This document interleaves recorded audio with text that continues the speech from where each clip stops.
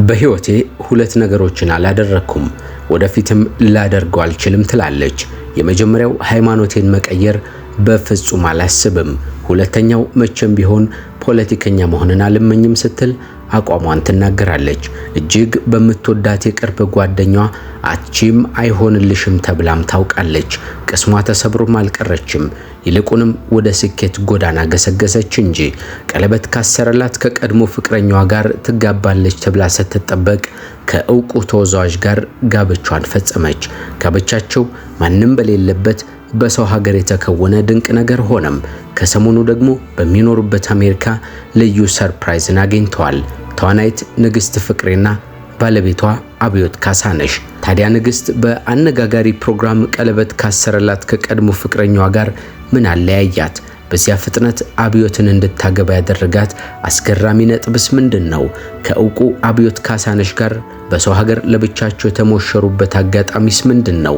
ከሰሞኑ ወደ ቤታቸው የገባው ልዩ ሰርፕራይዝስ ምን ይሆን? ሁሉንም በዝርዝር ልንነግራችሁ ይህንን መሰናዶ አዘጋጀን።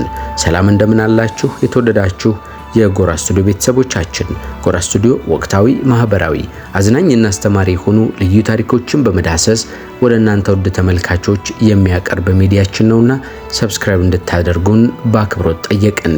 ዛሬ በተወዳጇ ንግስት ፍቅሬና በአብዮት ካሳነሽ መካከል ያለውን ድንቅ የፍቅር ታሪክና እንዲሁም አስገራሚ ሚስጥሮችን ከላይ ያነሳናቸውን ነጥቦች ጨምረን ይህንን መሰናዶ እናቀርባለን።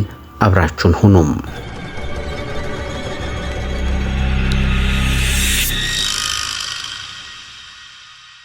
ተዋናይት ንግስት ፍቅሬ ከተከበረው የጉራጌ ማህበረሰብ ዘንድ እንደተገኘች ትናገራለች። በታዳጊነት ዘመኗ ልዩ ልዩ የኪነጦብ ስራዎች ላይ ተሳተፍ ነበር። በተለይ ደግሞ በትምህርት ቤት ቆይቷ ሚኒ ሚዲያና መሰል ኪነታዊ ማሳያዎች ላይ ንቁ ተሳታፊ እንደነበረች ታስረዳለች። ታዲያም ራሷን አሳድጋ ወደ ተሻለ ቁም ነገር ተሸጋግራም ምርጥ አርቲስት የመሆን ህልሟ የጀመረው በያኔው የልጅነት ዘመኗ ነበር።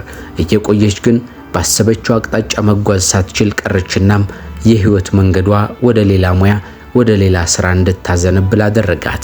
አንድ ቀን የምትናፍቀውን ሙያ እንደምትቀላቀል ግን ታስብ ነበር። በተለያዩ አጋጣሚዎች የተዋወቀቻት የቅርብ ጓደኛዋ የሆነች አርቲስት እንዲህ አለቻት፣ አንቺ መቼም አይሳካልሽም አትችይም ብላ ተስፋን የሚበጥስ ህልሟንም የሚያቀጭጭ ከባድ ንግግር ተናገረቻት። ንግስት ይህ ንግግር በጊዜው ቢያስከፋትም ቅስሟ ተሰብሮ ኪነት ለምኔ ብላም አልቀረችም። ይልቁንም ተስፋ ማድረጉን ተያያዘችው። አንድ ቀን እንዲህ ሆነ። ከአንድ ጓደኛዋ ጋር ሻይ ቡና ለማለት በተቀመጡበት አርቲስት ባዩሽ ከበደ ከባለቤቷ ጋር ስትመጣ ተመለከተቻት። ባዩሽን ስታይ ደነገጠች። እጅግ የምታደንቃት ተዋናይት በማየቷ ደስ ተሰኘች። አብሯት የተቀመጠው ጓደኛዋ የባዩሽ ወዳጅ ኖሯልና አብረው በጋራ ማውጋት ጀመሩም። በዚህ መሃል የመተወን ፍላጎቷን ለኪነጦብ ያላትን ፍቅር አጫወተቻቸው። ያኔ ውሎ ከባዩሽ ጋር አስተዋወቃት። በዚሁም ተጠናቀቀም። አንድ ቀን የፌስቡክ አካውንቷ ላይ አንድ መልእክት ተቀምጦ አየችው። መልእክቱ ከባዩሽ ከበደ በኩል የተላከ ነው። ያኔ ተገናኝተን እያለ ለመተወን የነበረሽን ፍላጎት ነግረሽኛል። አሁን ከባለቤቴ ጋር በመሆን አንድ ድራማ ለመስራት አስበናል። ከቻልሽ ለትወና ውድድሩ ራስሽን አዘጋጂ የሚል ነበርም። ንግስት እጅጉን ደስ ተሰኘች። ለማመን እስኪ ከብዳት ውስጧ በሐሴት ተመላም። በመጨረሻም ውድድሩን በማለፍ ወላፈን ለተሰኘው ተከታታይ ቴሌቪዥን ድራማ በድንቅ ገጸ ባህሪ ተወክላም እንድትሳተፍ ተደረገች። ያኔ ነበር ንግስት ከመላው ኢትዮጵያን ጋር የተዋወቀችው። በርካታ አድናቂዎችን ማፍራት ቻለች። እውቅ የኪነጥበብ ሰዎችን ማግኘት ቻለች። የተለያዩ የትወና ቴክኒኮችን ተገነዘበች። ከባዩሽ ጋር ደግሞ ከስራ አጋርነት አልፈው ወዳጆች፣ ጓደኛሞች እንዲሁም እህትማማቾች እስከ መሆን ደረሱም። ከድራማው ቀጥሎ ባንድ አፍ የተሰኘ አንድ አማርኛ ፊልም ላይ በመሪ ተዋናይነት ተሳተፈች። ይህ ብቻ አይደለም። እጅግ ከምታደንቀው ተዋናይ ግሩም ኤርሚያስ ጋር በመሆን ውሃና ወርቅ ፊልም ላይ እንድትሳተፍና አድናቆት እንድታገኝ ሆነም። በዚህ ፊልም በጉማ አዋርድ ላይ እጩ እስከ መሆንም ደረሰች። ከዚያም በርካታ ፊልሞች ላይ ለመተወን ቻለች። ወደ ህልሟም ቀረበች። በዚህ ጉዞዋ መሃል በርካታ አርቲስቶችና እውቅ ሰዎች ጓደኞቿ ሆኑም። ከነዚህ ወዳጆቿ መካከል ደግሞ እውቁ የባህል ተወዛዋዥ አብዮት ካሳነሽ አንዱ ነበር። አብዮት ጋር በፌስቡክ እና በስልክ ብዙ ጉዳዮችን ያወሩ እንደነበርናም እጅግ የሚቀራረቡ ጓደኛሞችም እንደነበሩ ታስታውሳለች ንግስት። በወቅቱ የፍቅር አጋር ነበራት። ከፍቅረኛዋ ጋር ተጋብተው አብረው የመኖር ሐሳብ ነበራቸው። ይህንንም ሂደት ለመጀመር ሲሉ ወደ ቀለበት ስነ ስርዓት አመሩ። የፍቅር አጋሯ እጅግ አነጋጋሪ የሚባል የቀለበት ፕሮግራም አዘጋጀም። በርካቶች የተገኙበት ቅልጥ ያለ ፕሮግራምም ሆነም።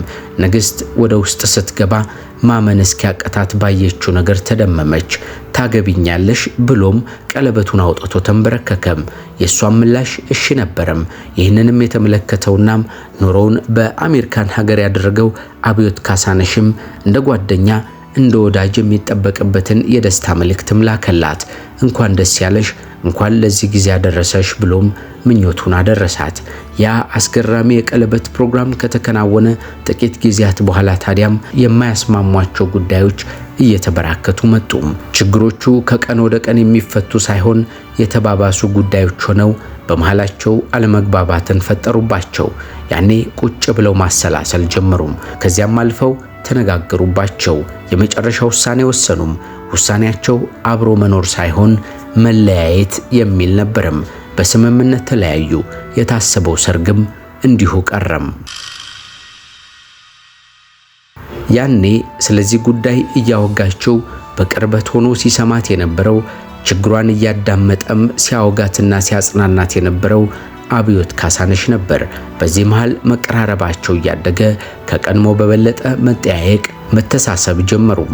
በመጨረሻም ግንኙነታቸው ወደ ፍቅር ተለወጠም። ቀደም ያለው ጓደኝነታችን ወደ ፍቅር ለመቀየር ረድቶናል ትላለች።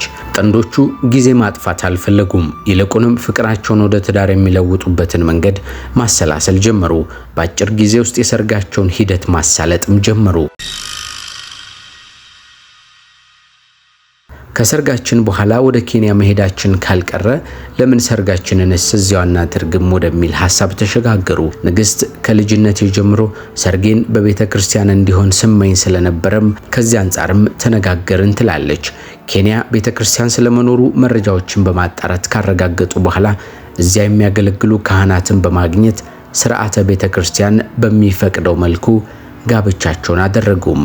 እጅግ አስገራሚው ነገር በሰው ሀገር መጋባታቸው አልነበረም።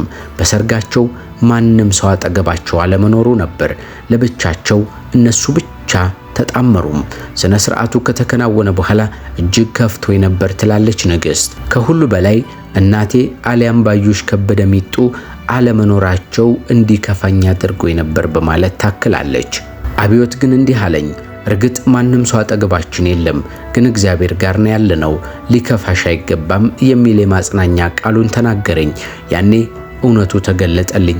እግዚአብሔርን ያህል አምላክ አጠገቤ ተገኝቶ ለምንድነው በሰው አለመኖር ያዘንኩት ብዬ ራሴን ታዘብኩት ትላለች። ከሰርጋቸው በኋላ በርካታ ማህበራዊ ሚዲያዎች አጀንዳቸው አደረጓቸው። ብዙ ሰዎች ቀለበት ካሰረላት ከቀድሞ ፍቅረኛው ጋር ሰርጓን ስንጠብቅ እንዴት ከአብዮት ጋር ተጋባች ብለው ጠየቁም። ሌላኞቹ ደግሞ አብዮት ገንዘብ ስላለው ነው፣ አሜሪካ ስለሚኖር እንዲወስዳት ብላ ነው የሚሉና ብዙ አሉባልታዎችንም ማስተናገድ ቀጠሉም። እውነታው ግን እሱ አይደለም። እኔና አብዮትን ያስተሳሰረን ፍቅር ነው። የቀድሞ ፍቅረኛዬንም ቢሆን እንደተባለው ከድቼው ሳይሆን የፈጣሪ ፈቃድ ስላልሆነም መንገዳችን ተለያይቶ ነው። የኔ መንገድ አብዮት ጋር ሆነም በማለት ንግስት ምላሽ ሰጠች። ንግስትና አብዮት ሰርጋቸውን ካከናወኑ በኋላ ለየብቻ ሁለት ሀገር ላይ መኖር እጅጉን ከብዷቸው ነበር።